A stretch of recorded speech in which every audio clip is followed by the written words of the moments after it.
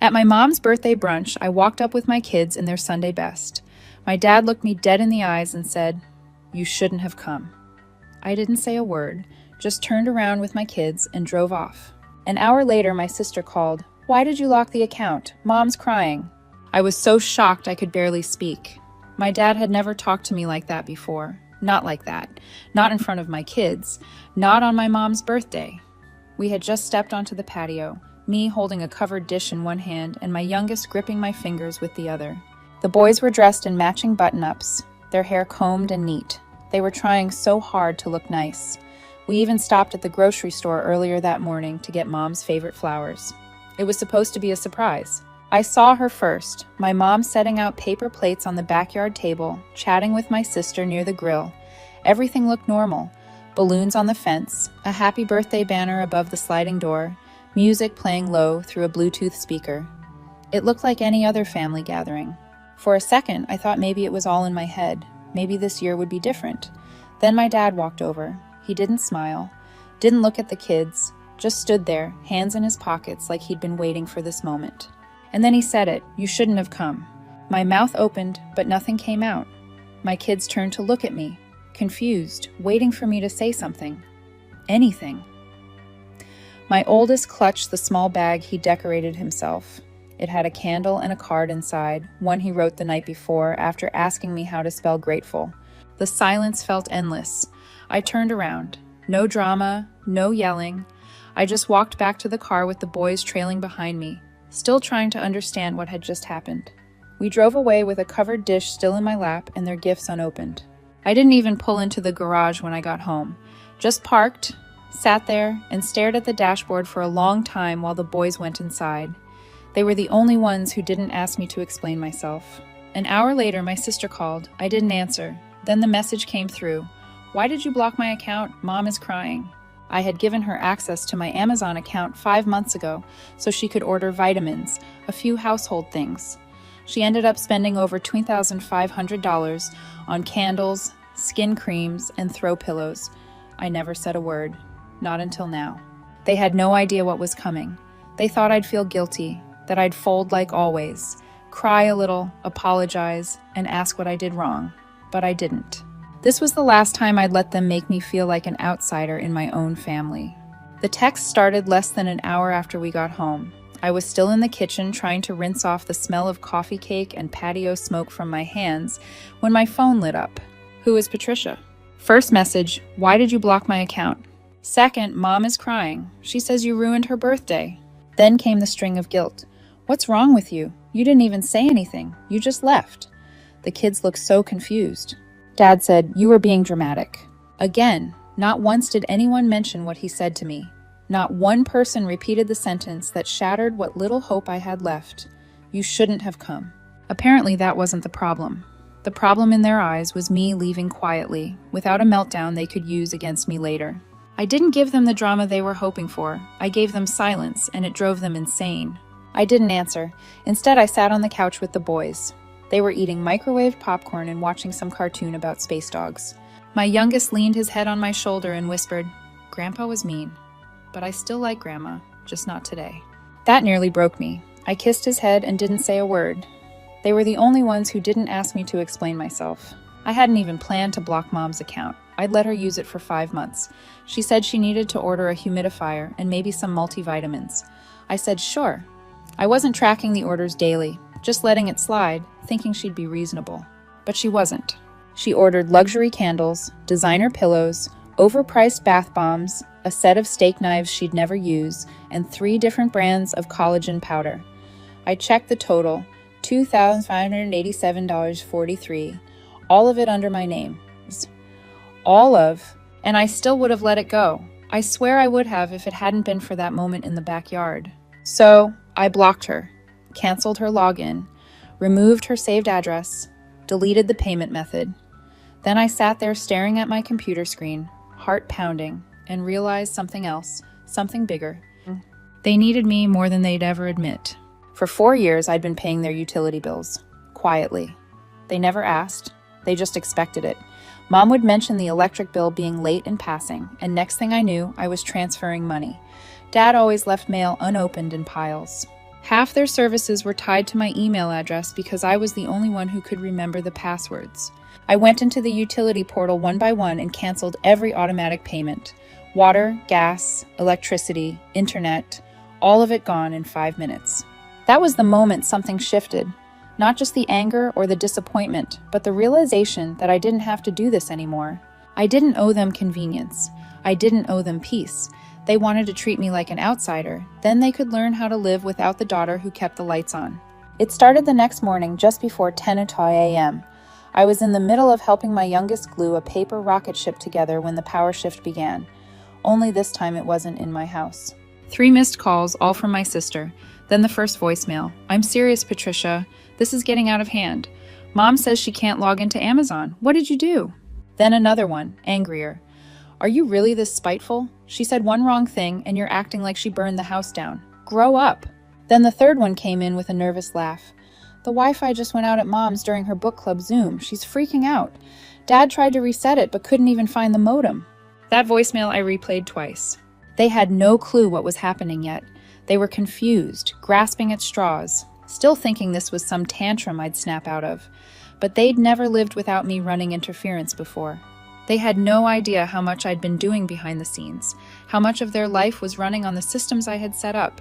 By 2 p.m., I got the first real sign that they were starting to understand.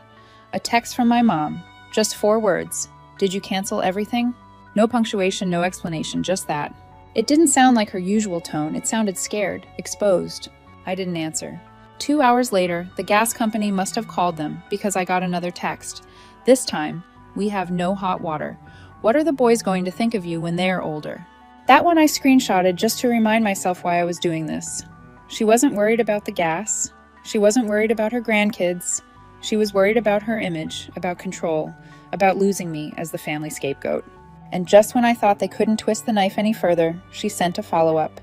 "You've been unstable since Jason died. We all said it. You're just proving us right." I didn't scream. I didn't cry. I didn't respond. I just sat at the kitchen table for a long time, staring at that message while my kids ran around in the yard with paper swords and ketchup stains on their shirts. I watched them laugh. I watched them be free. I didn't want this war, but they brought it. They used my grief against me, my generosity, my silence. So yes, I canceled the utilities.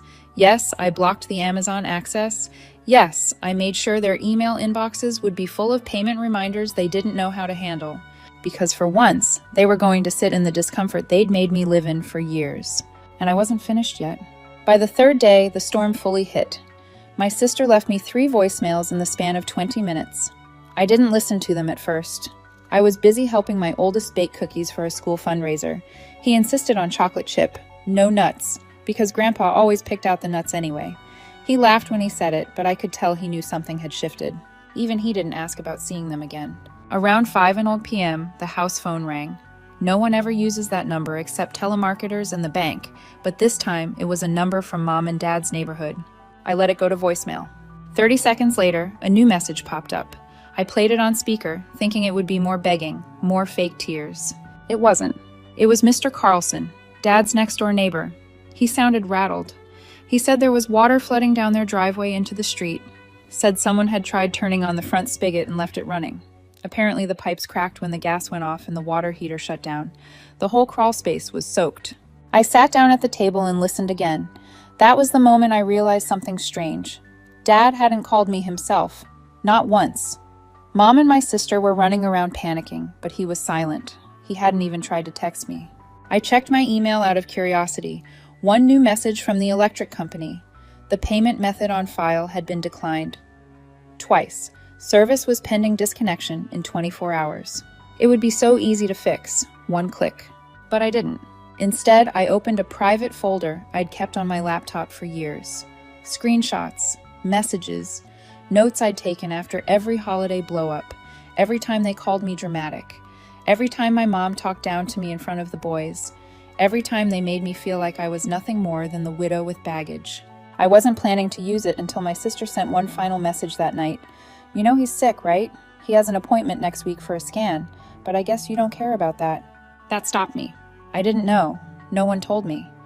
I stared at the message for a long time, unsure if it was true or just another manipulation. but something in me cracked, just slightly. So, I did something I hadn't done in a long time. I called my dad. It rang 5 times, then clicked over to voicemail. I was about to hang up when someone picked up, but it wasn't him. It was my mom. She sounded calm, too calm. "We were waiting for you to break," she said, "and here you are." Then she hung up. That's when it hit me. They weren't panicking because they were falling apart. They were panicking because they realized they couldn't control me anymore. And now they were trying a new tactic. But it was too late. They'd mistaken my silence for weakness. They forgot silence can also mean planning. And I had plans. The morning after that call, I didn't get out of bed right away.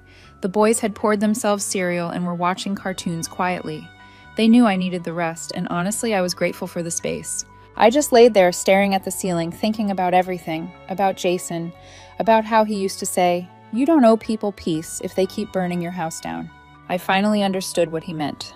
By noon, Mom and my sister had switched tactics again. This time, it was sympathy.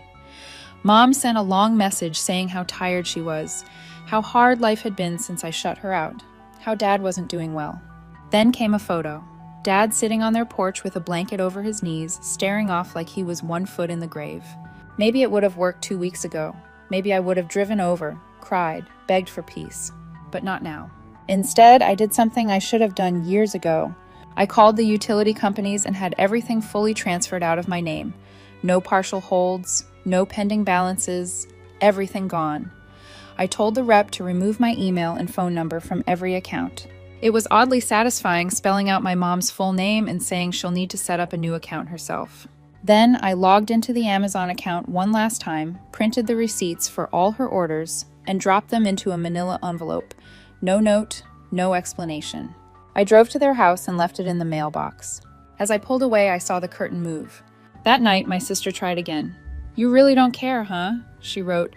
"You'd let your own father die just to prove a point. I hope you feel powerful now." I didn't respond because I knew something she didn't. The boys and I had been invited to stay with one of Jason's army buddies and his wife for the weekend. They lived 3 hours away in a quiet town with a lake. The kids were already packing swimsuits and board games. I needed to be around people who knew what kindness looked like, people who didn't see my grief as a weakness, people who didn't treat my usefulness like a subscription service. I turned off my phone. We left early the next morning. As we drove out of town, my youngest looked out the window and asked, "Mom, are we not going back to Grandma's house anymore?" I told him no. He nodded. Good. She didn't even smile at my card. It hurt, but it also felt like closure. That was the last time I heard from any of them. It's been 4 months. No calls, no texts, nothing from my mom, my sister, or my dad. Just pure, empty silence. At first, I thought it would hurt more, that I'd miss them, that I'd feel guilt clawing at me in the quiet moments after the boys went to bed, when the dishes were done and the house was still. But I didn't. The silence felt clean. What surprised me, though, was who did reach out. 2 weeks ago, I got a message from an unknown number, just a single sentence. "You were right to walk away." No name, no details, just that. I stared at it for almost an hour before replying, "Who is this?" No answer. The next morning, I checked the envelope I dropped at their house, the one with all of Mom's purchases. I remembered slipping one receipt inside that didn't belong to her, a $46 charge for something my sister ordered months ago, some online seminar on navigating narcissistic parents. I never asked her about it. I never mentioned I saw it. Now I wonder if she was the one who sent that message. A week after that, I got a letter in the mail. No return address. Inside was a photo of Jason, one I'd never seen. He was sitting on a bench overseas, sun in his face, smiling with a can of soda in his hand. Taped to the back was a note in tiny handwriting. He always said, "You were the strongest one. You just didn't believe it yet." I still don't know who sent it. Maybe one of the guys from his unit. Maybe someone who heard what happened. But it landed in my mailbox like a full stop at the end of a sentence I'd been trying to finish for years. As for my parents, I don't know if their lights ever got turned back on. I don't know if they found someone else to fix things for them. I don't know if Dad ever got that scan, or if Mom ever figured out how to order her vitamins without me. And I'm done wondering. What I do know is this. I'm no longer in the group text. I'm no longer the backup plan. I'm no longer the one who gets called when everything collapses. And I've never felt more at peace. The boys and I are good. We laugh more. We sleep better. We don't walk on eggshells anymore. And someday I'll tell them the whole story. not to turn them against their family, but to show them what it looks like to finally choose yourself. Because the only thing more powerful than revenge is walking away so far they can't even find you to beg anymore. And I'm already gone. The first update, 8 days after the letter with Jason's photo showed up, I thought maybe everything had finally settled. The boys were back in their routine. I was sleeping better, and the house had that quiet rhythm that only comes after the chaos fades. Then came the knock. It was a Thursday morning, just after 7 o'clock. I was making waffles, and the boys were arguing over which syrup was the official syrup of waffles. I barely heard the knocks over their voices. 3 slow taps. Not urgent, almost polite. I opened the door, expecting maybe a delivery, but there was no one there, just a box. Plain brown paper, no return address, no markings at all. I brought it inside, half expecting it to be some passive-aggressive package from my mom, but it was too small for drama. It fit neatly in my palm. When I opened it, I stopped breathing. Inside was my wedding ring, the one I lost 2 years ago after that awful plumbing leak forced us into that temporary rental. I thought it had slipped down a vent or into the trash. I looked everywhere. I even blamed the cleaning lady in my head for months before letting it go. And now here it was, sitting in a small velvet pouch, untouched, as if it had been waiting this whole time. No note, no clue who sent it, nothing. I checked the porch camera footage. Whoever dropped it off knew exactly how to avoid being seen. It was like they knew my angles, my habits, even my morning schedule. I held the ring in my hand for a long time before putting it away. At first, I thought maybe it was someone from Jason's unit. Maybe they found it somehow. Maybe it traveled across hands and homes until it made its way back to me. But something about it felt recent, too clean, too precise. And now I can't shake the feeling that someone is watching the edge of my life. Someone who knows what I've done, what I walked away from. Someone who hasn't finished speaking. I don't know who they are, but I think they're getting closer.